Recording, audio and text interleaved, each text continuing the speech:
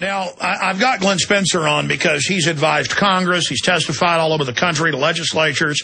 He's been fighting for several decades in California and now in Arizona for many years on the border. They bought property there to demonstrate that they haven't built a physical fence except for show, that they don't let the National Guard actually engage in any action to defend the country, that the Border Patrol has their hands tied.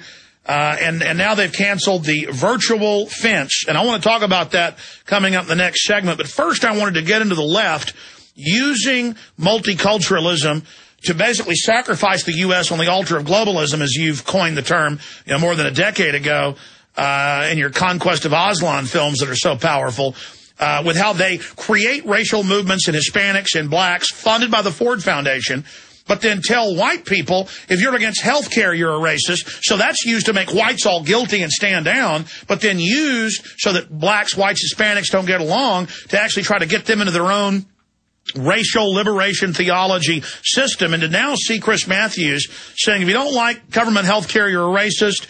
And now saying, if you don't like health care, you're a cracker. I mean, they're now, really getting to the point of trying to invoke that whites are bad. It looks like they're getting desperate, Glenn Spencer. Well, the pressure is getting to them. The people using the Internet, listening to your program, are bypassing the mainstream media. They're getting the truth. And people like Chris Matthews realize it. And so they're lashing out. As Peter Brimelow once said, a racist is someone who disagrees with a liberal or is winning an argument with a liberal. And we're winning the arguments. So that's the last bastion, is to call people racist and crackers. But it's amazing. I mean, don't they know that they're bleeding out publicly? Now it turns out the Tucson shooter, I want to get your take on that also because you're in Arizona, Glenn, was a G-string wearing, Bush-hating, super liberal. I mean, he's the opposite of a conservative. It was another hoax by them. It turns out that sheriff and others that day already had his documents and already knew all about him. Right. And, of course, the knee-jerk reaction was to blame those who are proposing that we enforce our immigration laws. And that's what that initial reaction was all about. They were blaming the slaying of 6 people, the injury of our congresswoman, she's my congresswoman, on those who supported Senate Bill 1070.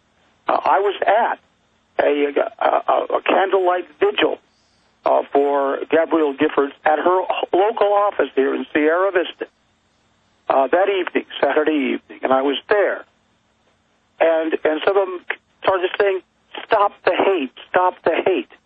And I said, "What are you talking about? Where is the evidence?" And there are going to be lessons to learn from this. Let's learn the right lesson.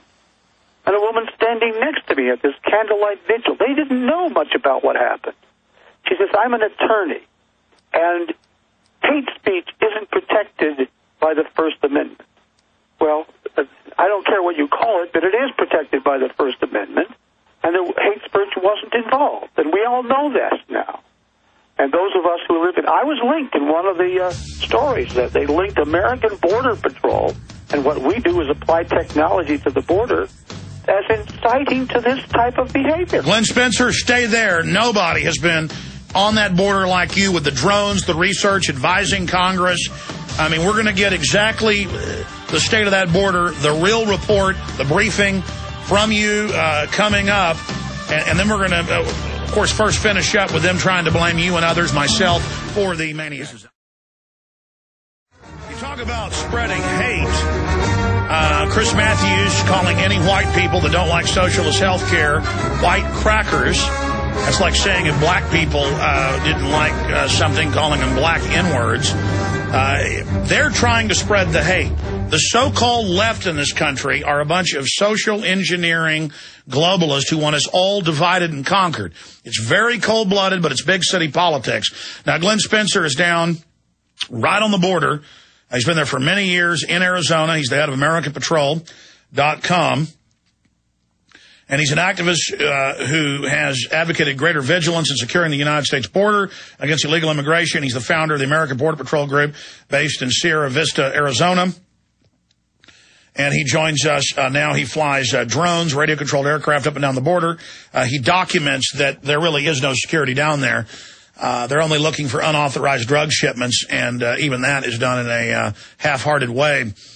But finishing up, because Glenn just joined us in the last segment, he was also blamed for causing the Tucson rampage, and he joins us from his home, the headquarters of American Border Patrol, overlooking. He's looking into Mexico right now as he joins us. He has been blamed. I have been blamed for the shooting, and it turns out, of course, Jared Lee Loughner was completely out of his mind. But before he went out of his mind from daily intake of a powerful hallucinogen that grows naturally in the area, he hated Bush and was considered himself, quote, ultra-liberal. And that's now even in the New York Times. So, but they don't care. And they have people running around. Glenn was talking about being at an event, candlelight vigil, and a lawyer saying free speech isn't hate speech. And I heard NPR this weekend say they need to ban speech in America and take over talk radio. So these are authoritarians posing as liberals. Glenn Spencer, this is blown up in their face, though, but they still don't care. They're not backtracking. They're still blaming Alex Jones, Glenn Spencer, Ron Paul, Sarah Palin. I mean, it's insane.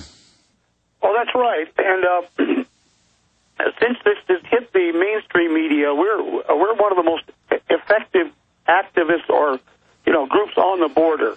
We're a non-profit organization. I also have my own blog, AmericanPatrol.com.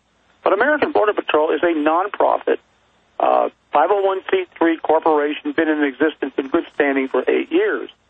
We are one of the leaders on the issue of cracking down on our border and telling the people the truth. Now, you've had all of these media in Tucson. They came rushing out here, all right? They tasted blood. They thought they were going to destroy SB 1070 and those in Arizona who want the law enforced. But I will tell you something. With all the media here, two major media outlets came to the ranch to talk to me. One was one of the most important, significant newspapers on the planet. One was an enormous TV network. They came down to get my views of this issue. One was from London, and the other one was from Tokyo. The rest of them don't want to talk to me. Well, I want to throw something out here briefly. They're having a big battle in Texas right now because the legislature wants to just have the driver's license test in English only, obviously for road signs and other things. And they do give illegal aliens driver's license here. They're illegal, but they give them driver's license. And the Mexican consulate is whining and complaining. But in Mexico, you can only get a driver's license in Spanish, and the test is only in Spanish. If you're an illegal alien in Mexico, they clap you in irons and put you in a forced labor camp. Every other country in the world only gives their driving test in German or French or English, whatever the country is. Why in America do we have to do this? It's all about breaking the country down. They don't want foreigners that come here to learn English and assimilate and be friends. They want to keep you in the barrio or the slum so the poverty pimps can control you. I think you're right. Well, I mean, let's go over the true developments. We're all hearing about they've canceled the virtual fence. All right. Let's talk about that. Let's talk about the facts of what's really going on the border from Texas to California. You are the leading expert on this. Tell us what's really going on. All right. If you want to back up to what I'm saying, just go to AmericanPatrol.com and look down at just a little below it says past features. You can go in the recent couple of days. I've been featuring this issue. The virtual fence was announced in 2006. And I've been down on the border now almost 9 years. I've been at this issue for 19 years full time. And you can see that this is what I said on my website July 5th, 2006. Okay? This is almost 5 years ago. I was responding to the announcement that there was going to be an SBI, Strategic Border Initiative, built. And this is my very quote. Nowhere nowhere does SBI spell out a goal that can be measured. This is all of the same nonsense we have seen for years. The program will be run by open borders people at DHS-CPB and will accomplish absolutely nothing except lull the people into a false sense of security. That was almost 5 years ago. Was I right? You were absolutely right. And I remember you on this broadcast saying Bush was just doing that as a stunt to basically get conservatives to go along with the North American Union and total legalization of illegals. And that has now turned out to be true. So we've talked about the virtual fence. They're now canceling that stunt that was never built or done. Now moving on to the non-existent cardboard box fence they built, the other stunt. I mean, tell folks what the National Guard's doing. That's another stunt. I mean, let's go through the so-called security on that border. Well, what I said here on my site, January 16th, 2011, I had attended a meeting, a conference on the Secure Border Initiative in February of 2007. It was like a bidders conference held by the DHS to explain to people how the system was going to work. And I have a quote. I was at that conference, and I asked, there was a panel there, and I said, the only border legislation passed by Congress last year was the Secure Fence Act of 2006. It calls for 700 miles of two-tiered fencing to be built along the border. I haven't heard this fence being discussed within the context of the Strategic Border Initiative. Why is this?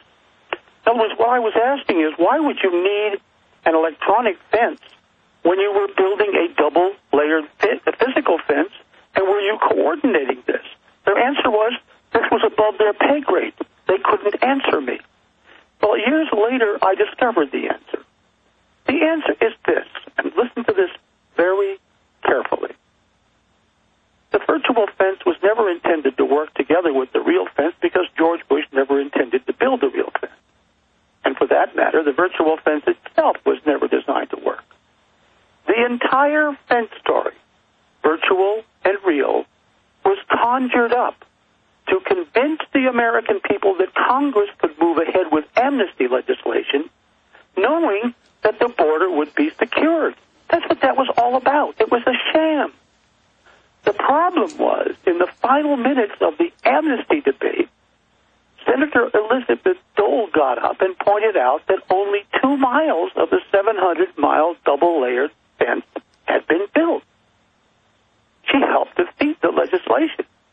But what amnesty did, the Bush administration was in a pickle. They were stuck with a fence they never intended to build. To solve that, they got Texas Senator Hutchinson to sneak in a last-minute amendment to build it, to kill it. So the recent demise of the virtual fence is the final chapter in a sordid story of deception and dishonesty. The whole thing, the physical fence, the virtual fence, that was all a sham to convince us that they were finally going to do something about the border. And when we killed amnesty, then they killed the fence. They never intended to build it, and they don't intend to do it now. And that's it. I've also seen you on the site, and you have video of this. You break down what the National Guard is allowed to do, how they just go and stand there on a hilltop with a light on at night, and it's just a complete joke. But then now the hatred of the U.S. has been so ingrained in the schools in Mexico and other things, and the Infosora, the La Reconquista, is so loved that now the Mexican troops and others are shooting at highway workers many miles over the U.S. border. When the poor man got killed out there jet skiing on the Texas lake on the border, the media said it was a lie, even though it was admittedly true. I mean, they are really trying to deny what's happening down there on that border. Well, there's no question about it. We have evidence that I showed to this Japanese film crew today that we gathered last night. But it's so incredible that we can't go public with it because they'll kill us. They'll kill us.